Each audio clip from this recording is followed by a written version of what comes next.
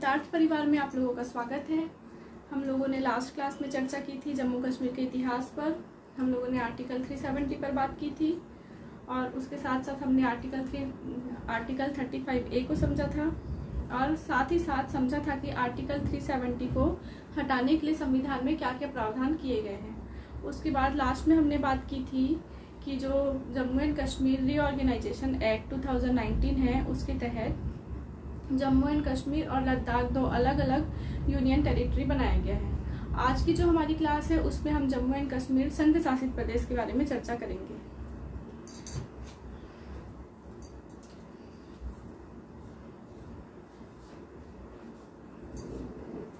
Jammu and Kashmir जो एक संघ शासित प्रदेश है, इसे किस अधिनियम के द्वारा संघ शासित प्रदेश बनाया गया है?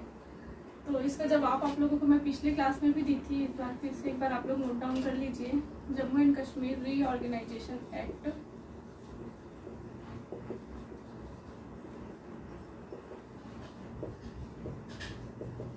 2019,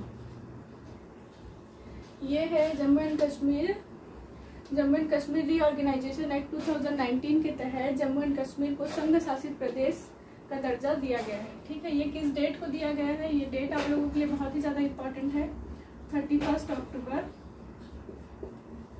2019। ये डेट इसलिए महत्वपूर्ण हो जाता है क्योंकि ये जो 31 अक्टूबर है, इस दिन हम मनाते हैं, हमारे देश में मनाया जाता है राष्ट्रीय एकता दिवस। राष्ट्रीय एकता दिवस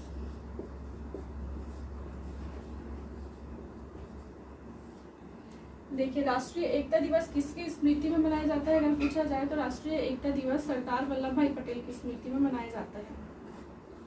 सरदार वल्लभ भाई पटेल। यहाँ से क्वेश्चन ये आ सकता है, सबसे पहले तो ये डेट इंपॉर्टेंट है कि 31 अक्टूबर को क्या मनाया जाता है। ये वन लाइनर क्वेश्चन भी आ सकता है, अगर इससे रिलेट करके ना पूछे तो सिर्फ यही पूछ सकता है कि राष्ट्रीय एकता दिवस हम किस डेट पे मनाते हैं या फिर इस डेट को हम कौन सा दिवस मनाते हैं। और अगर इन दोनों को दे देगा तो हो सकता है ये पूछ ले कि सरदार 31 अक्टूबर को राष्ट्रीय एकता दिवस की किसकी स्मृति में मनाया जाता है, तो वो सरदार वल्लभ भाई पटेल की स्मृति में मनाया जाता है। और एक ये क्वेश्चन तो ये है ही कि जम्मू एंड कश्मीर को जो संघ शासित प्रदेश का दर्जा मिला हुआ है वो किस अधिनियम के तहत मिला हुआ है, तो इस अधिनियम के तहत मिला हुआ है।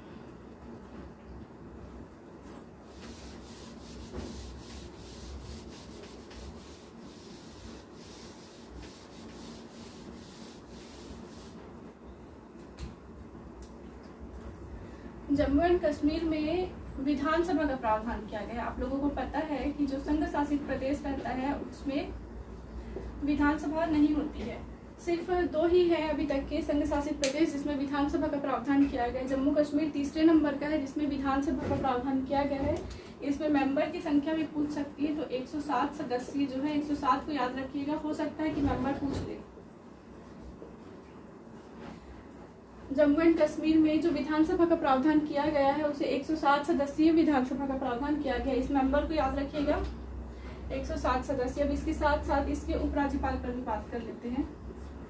उपराज्यपाल देखिए, संघ शासित प्रदेश बनने के बाद जो जम्मू कश्मीर है उसके सबसे फर्स्ट उपराज्यपाल का अगर नाम पूछे, संघ शासित प्रदेश बनने के बाद पूछ रहे हैं ना, उपराज्यपाल जो फर्स्ट है उनका नाम है गिरीश चंद्र मुर्मू।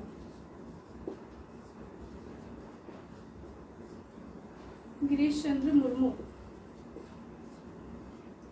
इन्होंने अभी लास्ट 5 अगस्त 2020 को इस्तीफा दे दिया था और इनके स्थान पर बनाया गया है सेकंड जो उपराज्यपाल है यहाँ के, वो है मनोज सिन्हा।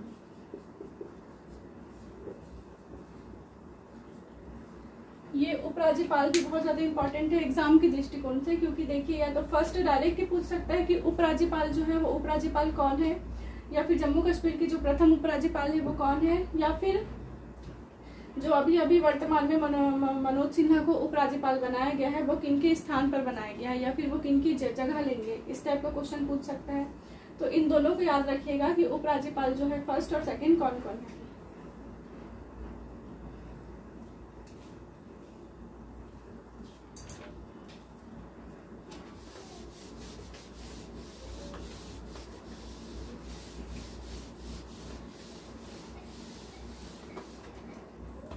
इसके बाद थोड़ा सा हम लोग देख लेते हैं इसका लोकेशन, जम्मू एंड कश्मीर का जो लोकेशन है वो कहाँ पर है, इसको समझ लीजिए आप लोग।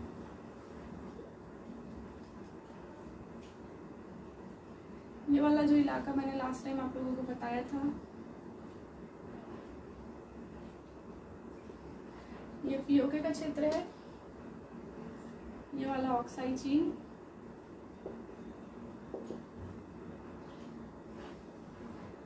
ये वाला है ये जम्मू एंड कश्मीर, और ये जो बच गया है ये सेकंड है लद्दाख, जिसके बारे में हम नेक्स्ट क्लास में चर्चा करेंगे। आज जो हम लोग पढ़ेंगे आज की कक्षा में वो सिर्फ इतना है, जम्मू एंड कश्मीर है ना। जम्मू एंड कश्मीर के बाद में हम लोग इस बारे में चर्चा करेंगे। यहाँ पर जो है ये देखिए, ये यहाँ से ट्रांस हिमालय जाता है,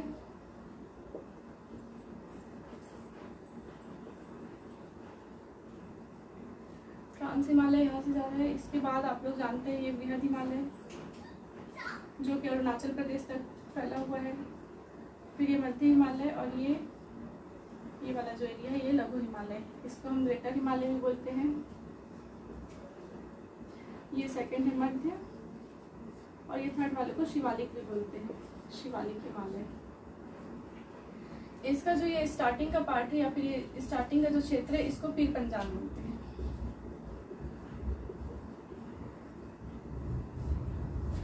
ठीक है, ये हो गया हिमालय की बात। अब इसमें जो ये वाला जो रेंज है ये जो है ग्रेटर हिमालय, और ये जो मध्य हिमालय है इसके बीच का जो क्षेत्र है ये कहलाता है कश्मीर घाटी।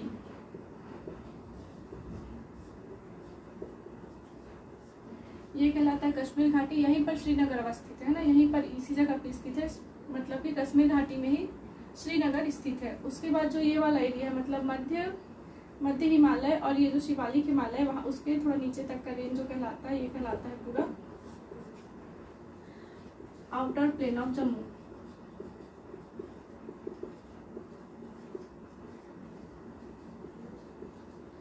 ये कहलाता है आउटर प्लेन ऑफ जम्मू। यहाँ पर जम्मू भी है, मतलब जम्मू एक जिला भी है, और पूरा इस क्षेत्र को हम क्या कहते हैं, आउटर प्लेन ऑफ जम्मू या फिर जम्मू का मैदान, क्योंकि यहाँ से कुछ नदियाँ भी बहती है जो यहाँ पे मैदानी क्षेत्र का निर्माण करती है, तो इसको हम जम्मू का मैदान कहते हैं।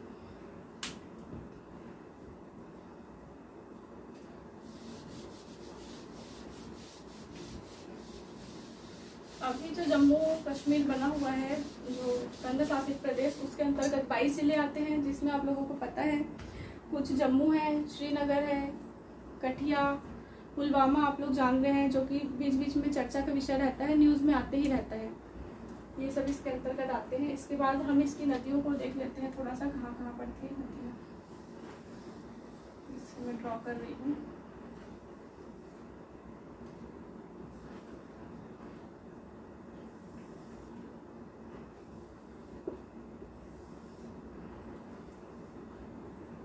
देखिए ये वाले भाग को मैंने बताया था कश्मीर घाटी, और ये वाला जो एरिया है यहाँ से लेके यहाँ तक का ये पूरा कहलाता है जम्मू का मैदान। जम्मू का मैदान तो जो ये वाला शिवालिक है, और ये यहाँ पर एक दर्रा पाया जाता है, बनिहाल दर्रा, इसको भी याद रखेंगे आप लोग।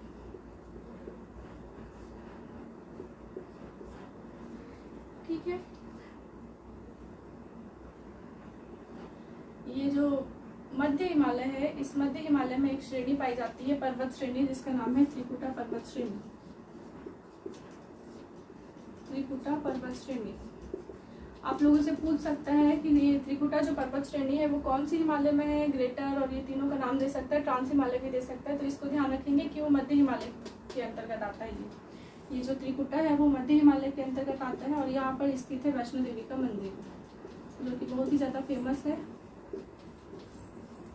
ये भी पूछ सकता है कि वैष्णो देवी का जो मंदिर है वो कौन सी पर्वत श्रेणी में है, नाम पूछ सकता है, तो ये त्रिकुटा याद रखेंगे। और अगर ये कौन से हिमालय की कौन सी श्रेणी में आता है तो ये मध्य हिमालय के अंतर्गत आता है। ठीक है, और ये जो जम्मू जो शहर है ना, जो जम्मू शहर है वो पर्टिकुलर किस हिमालय के किस रेंज में स्थित है अगर पूछा तो फिर वो शिवालिक हिमालय में स्थित है।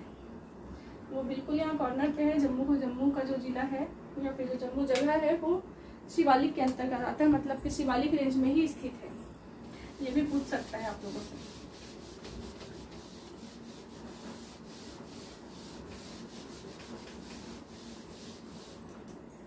आगे देखते हैं जम्मू एंड कश्मीर में जो नदियां आती है उसके बारे में।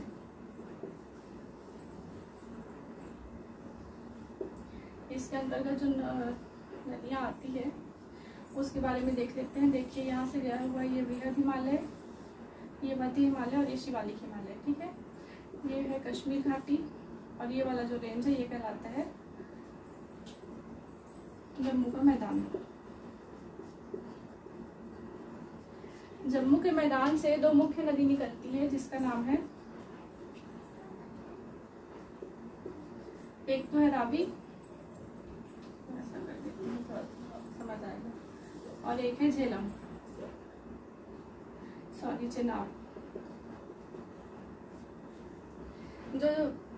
जो प्लेन ऑफ जम्मू है, जम्मू के क्षेत्र से जो निकल रहा है, मतलब कि शिवालिक के इस पार से, शिवालिक के नीचे के एरिया से निकल रहा है। ये शिवालिक का है ना, शिवालिक जो हिमालय है उसके नीचे से निकल रहा है। एक है चेनाब नदी और सेकंड है रावी, और एक ये कश्मीर घाटी से निकल रही है, इस नदी का नाम है झेलम।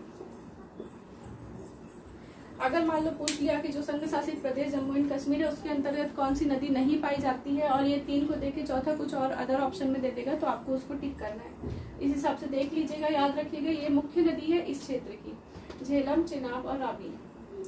अब जब हम लोग नदियों पर बात कर रहे हैं तो हम इस पर जो परियोजनाएं होती है उस पर बात कर लेते हैं। कौन कौन सी परियोजनाएं पाई जाती है।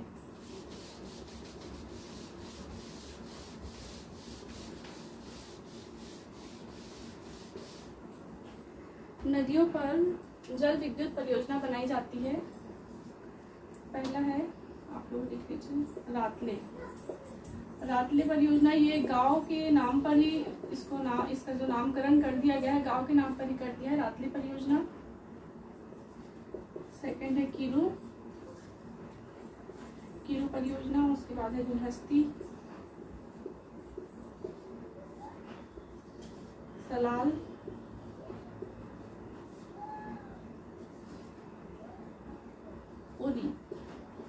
पूरी परियोजना। 6 नंबर पे किशन गंगा,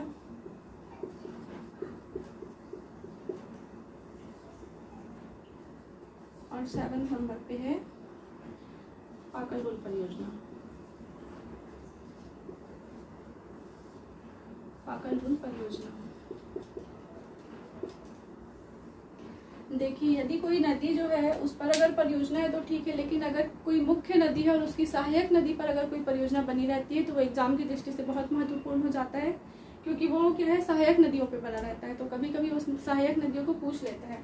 जैसे कि ये है किशन गंगा जो परियोजना है, ये झेलम की सहायक नदी है, इस पर परियोजना बना हुआ है, जो कि झेलम में ना बनकर किशन गंगा नदी पर बना हुआ है। किशन गंगा खुद नदी का नाम है और उस नदी के नाम पर ही किशन गंगा परियोजना का नाम रखा गया है, जो कि झेलम की सहायक नदी है। ठीक है, ये एक इम्पॉर्टेंट है क्योंकि ये सहायक नदी है। और सेकंड है पाकल डुल परियोजना, ये है मारुसुदर नदी पर। मारुसुदर नदी, जो पाकल डुल परियोजना है ये मारुसुदर नदी पर है, और जो मारुसुदर है वो चेनाब नदी की सहायक नदी है।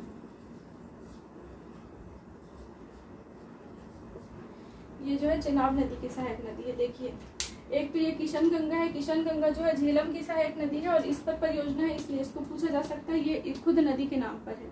ये पाकल डुल परियोजना मारुसुदर नदी पर है, और मारुसुदर किसकी सहायक नदी है अगर पूछेगा तो चेनाब नदी की सहायक नदी है। ये भी पूछा जा सकता है कि जो मारुसुदर नदी है, हो सकता है नाम ही दे दे पाकल डुल परियोजना जो कि मारुसुदर नदी पर बना हुआ है, वो कौन सी नदी की सहायक नदी है, कौन सी मुख्य नदी की सहायक नदी है, तो वो है चेनाब नदी। ये हो गया। ये जो पाकल डुल जो परियोजना जब बन रहा था उस टाइम बहुत ज्यादा चर्चा पे आया था, अभी बीच में उस टाइम करंट का मुद्दा था ये सिंधु जल समझौता।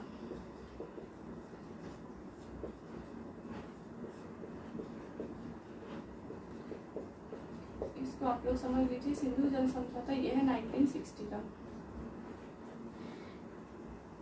सिंधु जल समझौता में क्या हुआ था, पाकिस्तान के जो राष्ट्रपति हैं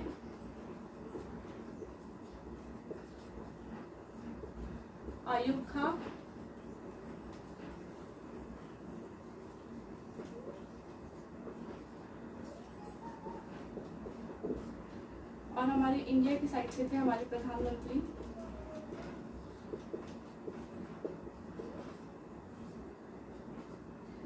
जवाहरलाल नेहरू।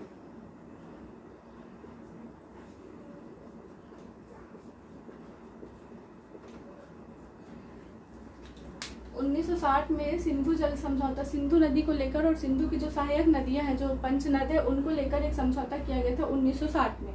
उस टाइम पाकिस्तान के जो राष्ट्रपति थे आयूब खां और हमारे इंडिया के जो उस टाइम प्रधानमंत्री थे जवाहरलाल नेहरू, इनके बीच समझौता हुआ है और इनमें मध्यस्थता की थी वर्ल्ड बैंक ने।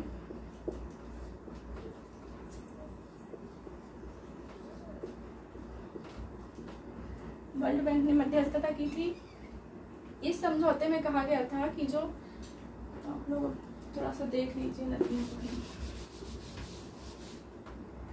ये देखिए, ये सबसे पहला समझ लीजिए सिंधु नदी है, झेलम, चिनाब, रावी, व्यास और ये सतलज, ये सब क्या है सिंधु की सहायक नदियां हैं जो जाकर सिंधु नदी में मिलती है। ये सबसे फर्स्ट वाला सिंधु नदी है, फिर ये झेलम, चिनाब, रावी,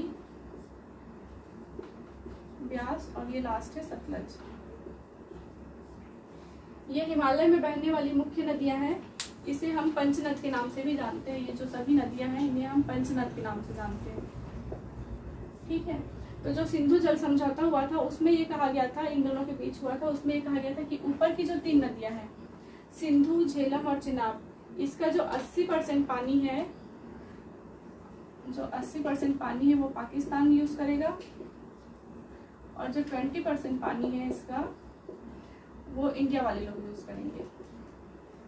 और जो नीचे की 3 नदियां हैं रावी, व्यास और सतलज, इसका जो 80% पानी है वो इंडिया वाले यूज करेंगे और जो 20% इसका जो जल है वो पाकिस्तान वाले यूज करेंगे। तो ये जो पाकल डोल है ये नीचे साइड आ रहा था, मतलब कि ये इन नदियों में था। आप लोग देख रहे हैं पाकल डोल, हम लोग अभी पढ़ रहे हैं चिनाब और रावी नदी के बारे में, तो ये इन नदियों पर बना हुआ है पाकल डोल परियोजना। तो ये हम लोग का पाकिस्तान वाले लोग के लिए 20% यूज करना था, हम लोग जो है इंडिया वाले 80% यूज कर सकते हैं। लेकिन उन लोग आपत्ति कर रहे थे उस टाइम की पाकल डोल परियोजना में आप लोग बांध बना रहे हैं और बांध का निर्माण कर रहे हैं तो उससे पानी रुक रहा है, हमारी तरफ पानी नहीं आ रहा है। तो उस टाइम अभी बीच में 1.5-2 साल पहले लेके इस बात को चर्चा में था, तब कहा गया कि सिंधु जल समझौता के तहत ऊपर की 3 नदियों का पानी का 80% जल आप लोगों का है, लेकिन जो नीचे की 3 नदियां हैं उसका जो 80% जल का उपयोग हम कर सकते हैं, उसी के तहत हम ये बांध बना रहे हैं करके। तो ये उस समय चर्चा में था। इस नदी की बात हो रही है तो इन नदियों को पंचनद कहते हैं, ये मैंने बताया। और ये जो पंचनद है इसमें मुख्यतः ये जो सिंधु नदी है ये नहीं आती है, इसको आप लोग याद रखेंगे। ये पूछ सकता है कि जो ऊपर की जो नदी है, मुख्य नदी है, उस पंचनद में कौन सी नदी शामिल नहीं है। तो ये जो पंचनद है इनमें सिंधु नदी शामिल नहीं है, इसको याद रखिएगा।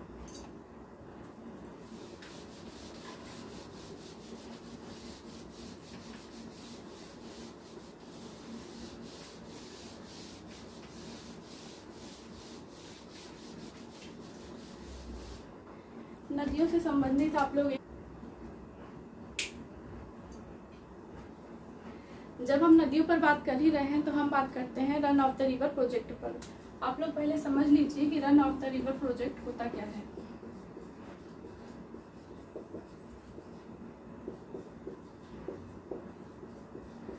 देखिए, run of the river project क्या है? बहती हुई जो नदी है उससे विद्युत उत्पादन करना run of the river project कहलाता है।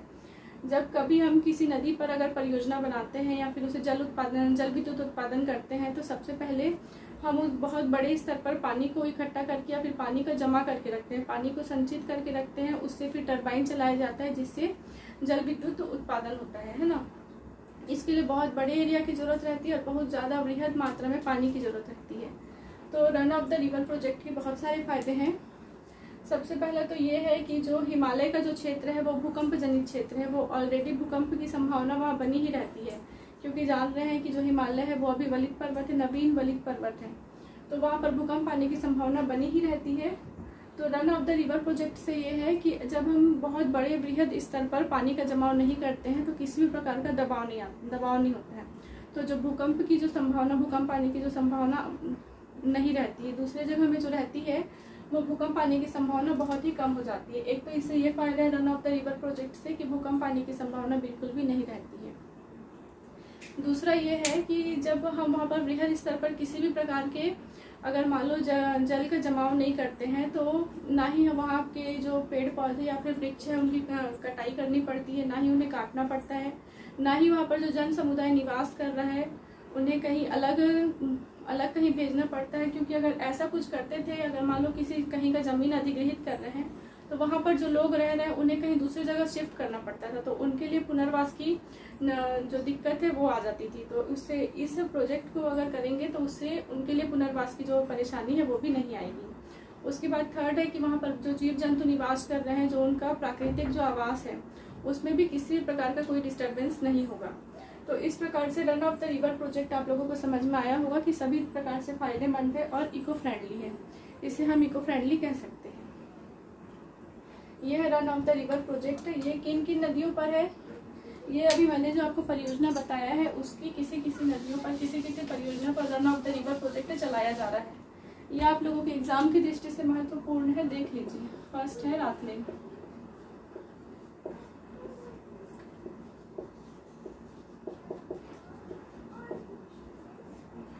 रातले परियोजना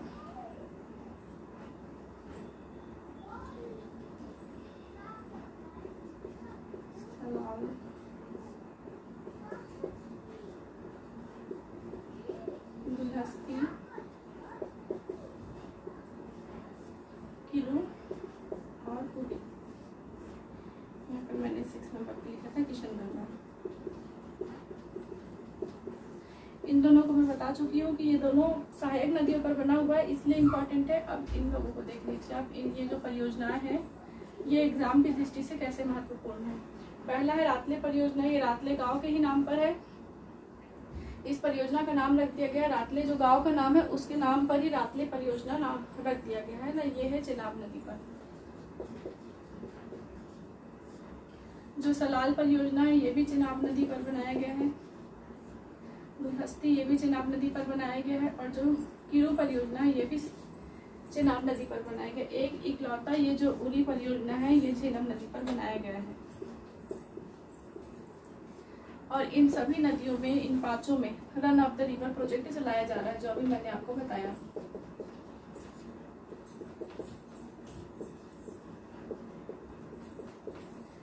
अब एग्जाम में क्या आ सकता है, या तो आप लोगों से पूछ सकता है कि run of the river project के अंतर्गत जो परियोजनाएं चल रही है इसमें से कौन सा अलग है।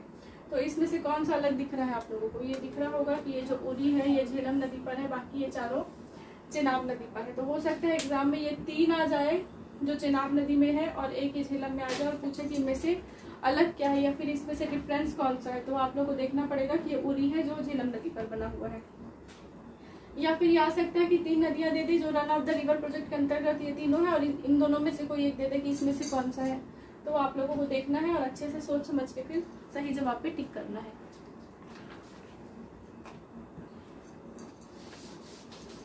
ये हो गई नदियों पर बात। इसके बाद हम करते हैं इस क्षेत्र में जो 1-2 इम्पोर्टेंट टनल है उसको देख लेते हैं।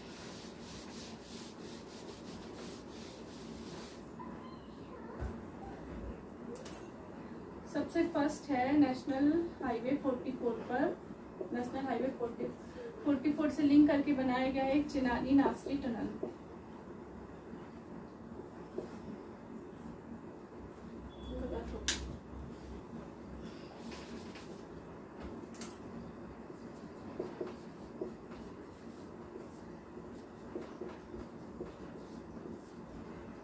चिनानी नासरी टनल।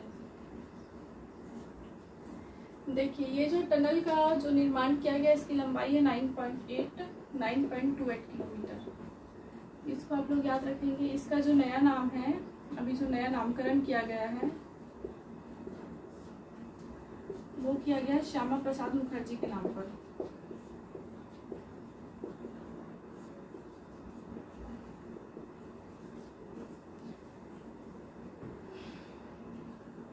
श्यामा प्रसाद मुखर्जी के नाम पर किया गया। इसको देख लीजिए कि कैसा थोड़ा सा है, जो ये दूरी को किस प्रकार से कम कर रहा है।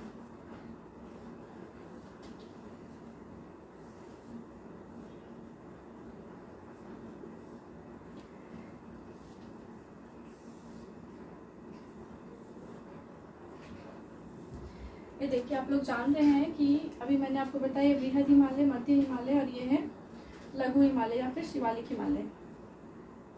इस एरिया पे स्थित है जम्मू शहर, है ना। जम्मू से ये जो टनल है ये डायरेक्ट हमको रास्ता देता है जम्मू से यहाँ पे जो अवस्थित है श्रीनगर, उसके लिए। इसके लिए यहाँ पर मैं आपको बताई थी कि जो मध्य हिमालय का जो स्टार्टिंग पार्ट है इसे हम पीर पंजाल श्रेणी कहते हैं। तो पीर पंजाल से यहाँ पर जो एक रास्ता बना हुआ है इसे भी मैंने बताया था, इसे बनिहाल पास या फिर बनिहाल दर्रा कहते हैं, बनिहाल पास। तो ये जो NH-44 है ना, ये NH-44 क्या है, ये कश्मीर से सीधे कन्याकुमारी तक के लिए एक नेशनल हाईवे है। जो हमारे इंडिया का सबसे लंबा नेशनल हाईवे है कश्मीर से लेके कन्याकुमारी तक के, जिसका नाम है NH-44। ये भी इम्पोर्टेंट है, इसको भी याद रखिएगा। सबसे लंबा नेशनल हाईवे 44 जो कि कश्मीर से लेके कन्याकुमारी तक हमको पूरा वन वे एक रास्ता देता है, ठीक है। तो एक ये है, यहाँ से मान लीजिए कश्मीर, ये कश्मीर घाटी था ना, तो ये कश्मीर से लेके ये सीधा रास्ता दे रहा है। अब जब पहले जो जाते थे, जब यहाँ जम्मू से लेके अगर किसी को जाना रहता था कश्मीर या फिर श्रीनगर तक के, तो फिर ये यहाँ से जाके ऐसा घूम के यहाँ नेशनल हाईवे 44 है, ये यहाँ से जाके ऐसा रास्ता बनाता था और ये बनिहाल पास से गुजरकर फिर ये श्रीनगर तक जाता था। मतलब ये ऐसा घूमकर जाना पड़ता था। अब जो बनाया गया है वो बनाया गया है एक दिन। ये मान लीजिए चेनानी एक जगह का नाम है जो कि उधमपुर जिला में है।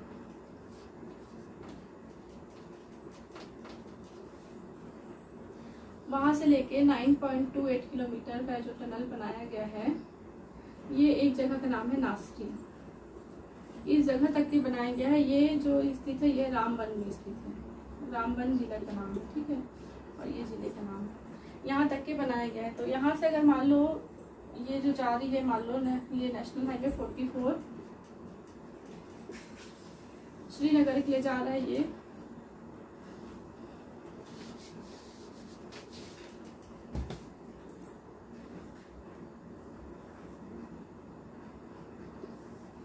मान लीजिए बनिहाल दर्रा है, तो ये यहाँ से गुजर कर ऐसा जाता था और यहाँ श्रीनगर तक जा रहा था।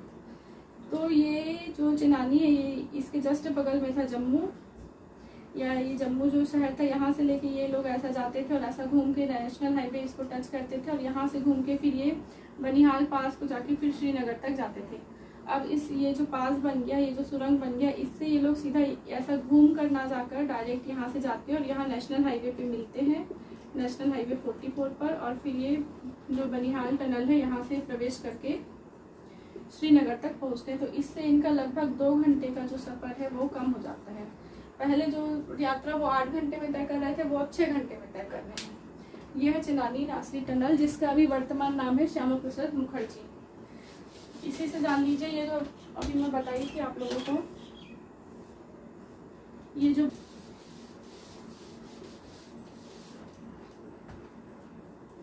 इसको हम लोग फिर से एक बार समझते हैं। देखिए, ये बृहद हिमालय, मध्य हिमालय और ये है शिवालिक हिमालय। जो मध्य हिमालय है इसका जो प्रारंभिक जो श्रेणी है, जो पर्वत श्रेणी है, इसको हम कहते हैं पीर पंजाल श्रेणी। इसको आप लोग को भी बताई थी मैं, पीर पंजाल श्रेणी। इस पीर पंजाल श्रेणी से एक दर्रा है जो जम्मू से लेकर श्रीनगर के लिए रास्ता देता है, जिसका नाम है बनिहाल पास।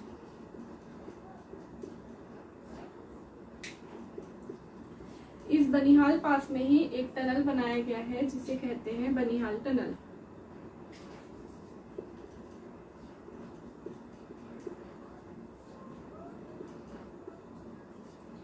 ये जो बनिहाल पास है, इसी बनिहाल पास में बनिहाल टनल, एक टनल बनाया गया है जिसे बनिहाल टनल कहते हैं। ये भी एक रोड टनल है, ये भी एक रोड टनल है और इसका अभी जो नाम है इसे हम जवाहर टनल के नाम से भी जानते हैं, ठीक है। जो NH-44 है वो भी इसी बनिहाल पास से होकर गुजरता है। और ये इसके अलावा आप लोग एक जान लीजिए ये जो बनिहाल पास है इसी से होकर गुजरता है।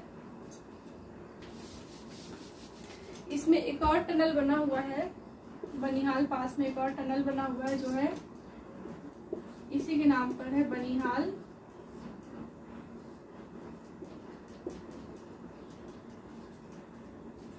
काजीपुर।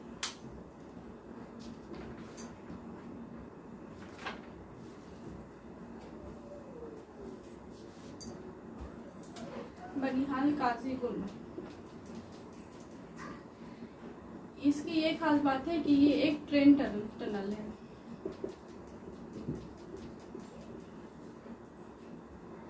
देखिए बनिहाल पास से जो बनिहाल टनल गुजर रहा है जिसे हम जवाहर टनल के नाम से भी जाने, इस नाम से ज़्यादा अच्छे से जानेंगे तो आप लोगों को कंफ्यूजन नहीं होगा। ये जो बनिहाल पास है उससे जो एक रोड टनल गुजर रहा है उसका नाम है जवाहर टनल, और इसी पास से जो एक बनिहाल काजीगुंड करके जो टनल जा रहा है वो एक ट्रेन टनल है। अगर आप लोग से पूछ लेगा कि ट्रेन रूट के लिए इसमें से कौन सा टनल है तो ये ट्रेन रूट, इसको याद रखेंगे।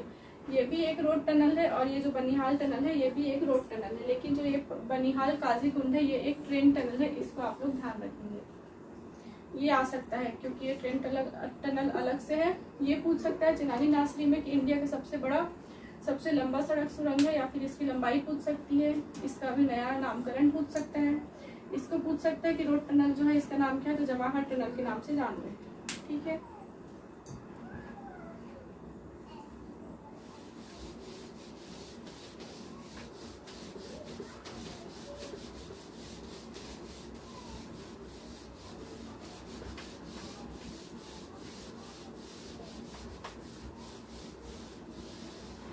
इसके बाद हम बात करते हैं जम्मू कश्मीर के लेक्स पर।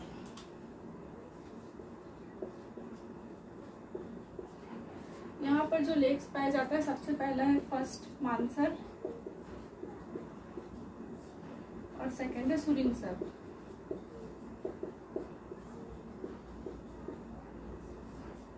इन दोनों को ट्विन लेक के नाम से जाना जाता है। अगर आप लोगों से पूछ ले कि जो जम्मू कश्मीर में जो लेक है कौन कौन से जो झील है या फिर कौन कौन से लेक है जिसे ट्विन लेक के नाम से जाना जाता है, तो मानसर लेक और सुरिंसर लेक, इन दोनों को ट्विन लेक के नाम से जाना जाता है।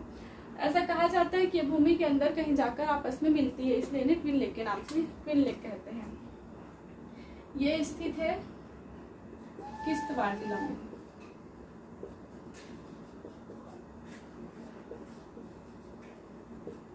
किश्तवाड़ जिला, इसे प्रारंभ में कहा जाता था लोहित मंडल।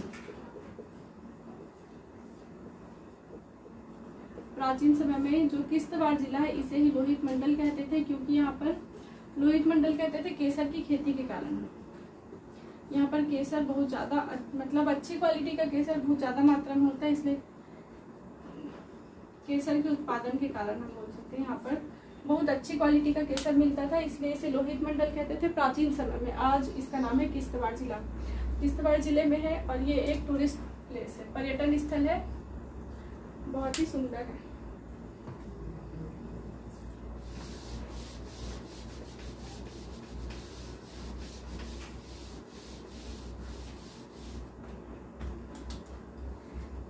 थर्ड है डल lake.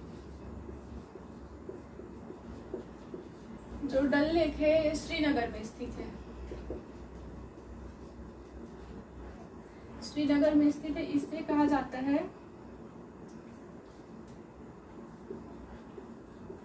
Crown of Srinagar. Dal lake को कहा जाता है crown of Srinagar.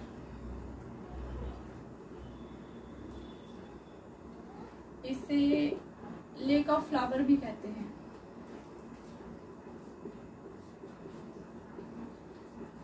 Lake of flower, या तो इसे क्राउन ऑफ श्रीनगर किसे कहा जाता है, तो डल लेक को कहा जाता है, या फिर कौन सा लेक है जिसे क्राउन ऑफ श्रीनगर कहा जाता है, या फिर लेक ऑफ फ्लावर भी पूछेगा तो फिर वो यही है, डल लेक को ही आपको टिक करना है, इसे ये दोनों ही कहा जाता है।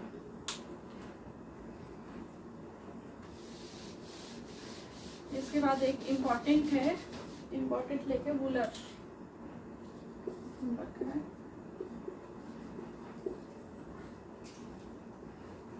वुलर लेक।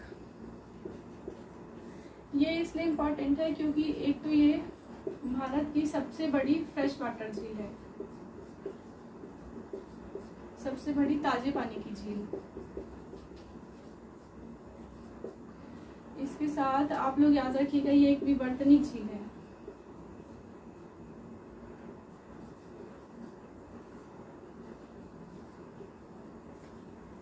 सबसे बड़ी ताजे पानी की झील है और एक विवर्तनिक झील है। विवर्तनिक झील से तात्पर्य है जो भूगर्भ में जो टेक्टोनिक प्लेट्स है उसमें अभी भी मूवमेंट हो रहा है, उनके मूवमेंट के चलते अगर ऊपर पृथ्वी में अगर कोई सा अगर ऐसा संरचना अगर बन जाता है जिसमें अगर पानी का जमाव हो जाता है तो इसे हम लेक कहते हैं, है ना। तो ये जो बुलर लेक है ऐसे ही किसी एरिया से ऐसे ही टाइप के क्षेत्र में बना हुआ, ऐसे स्थान में बना हुआ, इसलिए इसे विवर्तनिक झील भी कहते हैं। ये पूछ सकते हैं कि विवर्तनिक झील किसे कहते हैं, तो बुलर लेक को कहते हैं और ये ताजे पानी की सबसे बड़ी झील है।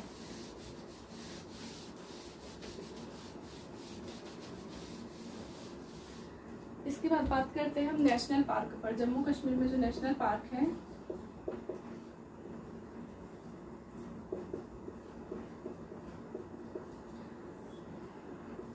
फर्स्ट है Salim Ali national park.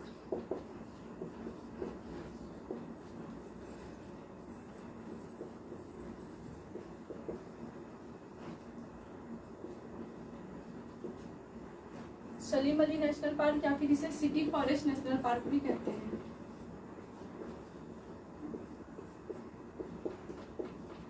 City forest national park. ये जो सलीम अली थे ये बहुत ही बड़े ऑर्निथोलॉजिस्ट थे।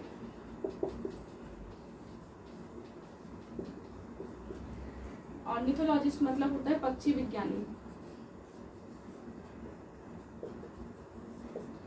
एक वन लाइनर क्वेश्चन पूछा जा सकता है कि जो ऑर्निथोलॉजी है इसका अध्ययन, इसके अंतर्गत किस चीज का अध्ययन किया जाता है।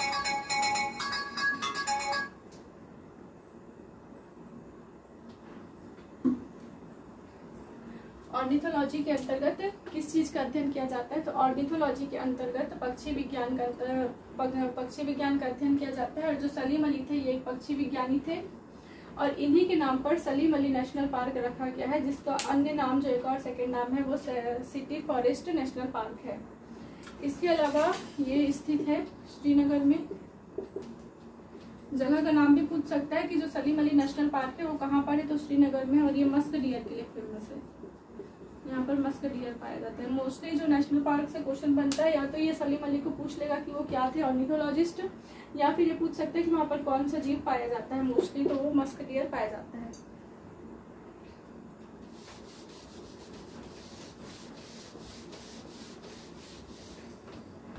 सेकंड है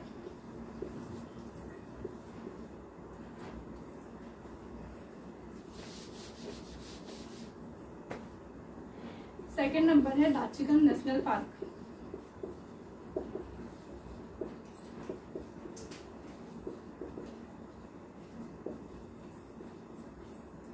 दाचीगम नेशनल पार्क ये जो गांव है इसका मतलब है गांव, और ये जो दाची है वहाँ स्थानीय भाषा में इसका मतलब है 10। इसका मतलब ये है कि ये जो 10 गांव के अंतर्गत आता होगा ये नेशनल पार्क, इसलिए इसे दाचीगम नेशनल पार्क कहते हैं। इसका जो विशेष है, जो यहाँ पे विशेष कर जो जीव जंतु पाया जाता है वो है हंगुल। ये जो हंगुल है ये हिरन की प्रजाति है, जो हिरन है उसकी प्रजाति है हंगुल। इसे कश्मीरी स्टैग भी कहते हैं, कश्मीरी स्टैग। ये क्वेश्चन इंपॉर्टेंट है कि जो दाचीगम नेशनल पार्क है वहाँ पे कौन सा जीव पाया जाता है, तो वो हंगुल पाया जाता है, या फिर यह जो दाचीगम नेशनल पार्क में जो हंगुल पाया जाता है उसे और क्या कहते हैं, उसे कश्मीरी स्टैग भी कहते हैं। इसके बाद है, इसके अलावा वहाँ पर पाया जाता है स्नो लेपर्ड। वहाँ पर स्नो लेपर्ड पाया जाता है, इसे हिम तेंदुआ कहते हैं। और थर्ड वहां पर पाया जाता है रेड फॉक्स। ठीक है,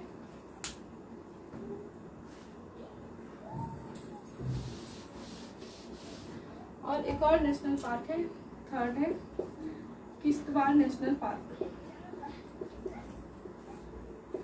किश्तवाड़ नेशनल पार्क ये भी एक नेशनल पार्क है जो वहां पर पाया जाता है।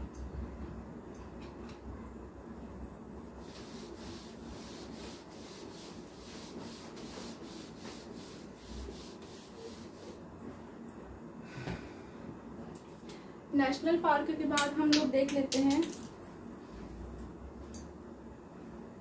वहाँ के जो संस्कृति है, वहाँ का कल्चर, वहाँ पर कौन सा कल्चर पाया जाता है। तो सबसे पहले देख लेते हैं डांस। डांस में फर्स्ट है रऊफ। डांस में फर्स्ट है रऊफ।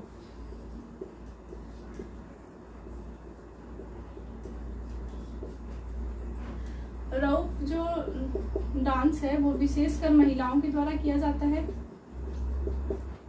विशेषकर महिलाओं की द्वारा किसी विशेष अवसर पर ये डांस किया जाता है। जो रऊफ है उसे विशेष अवसर पर महिलाओं के द्वारा किया जाता है। मतलब कि हम कह सकते हैं कि ये महिला प्रधान नृत्य है रऊफ। इसके बाद एक सेकंड है कुल। ये भी डांस फॉर्म का ही नाम है कुल। इसमें जो एक थर्ड है वो इम्पोर्टेंट है,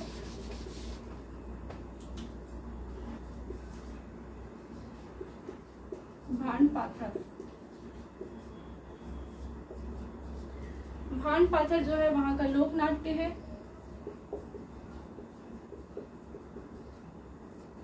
भांड पाथर वहां का लोक नाट्य है। ये एक थिएटर डांस है।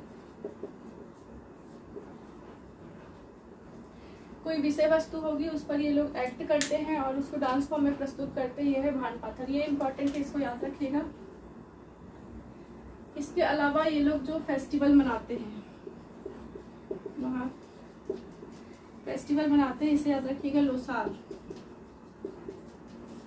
लोसार फेस्टिवल मनाया जाता है। वहाँ पर जो बौद्ध धर्म के जो अनुयायी है, जो वहाँ पर निवास करते हैं, उनके द्वारा मनाया जाने वाला जो पर्व है वो है लोसार। पूछ सकते हैं कि जो लोसार पर्व है वो कोई किसके द्वारा मनाया जाता है। तो बौद्ध धर्म के जो अनुयायी है उनके द्वारा मनाया जाता है।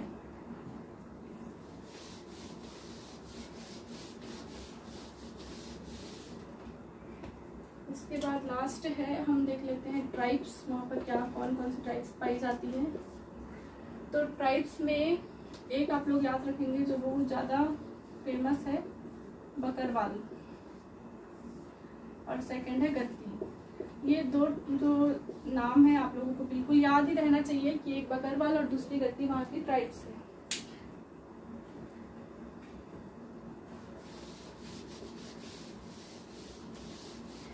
इसके बाद आप लोग थोड़ा सा जान लीजिए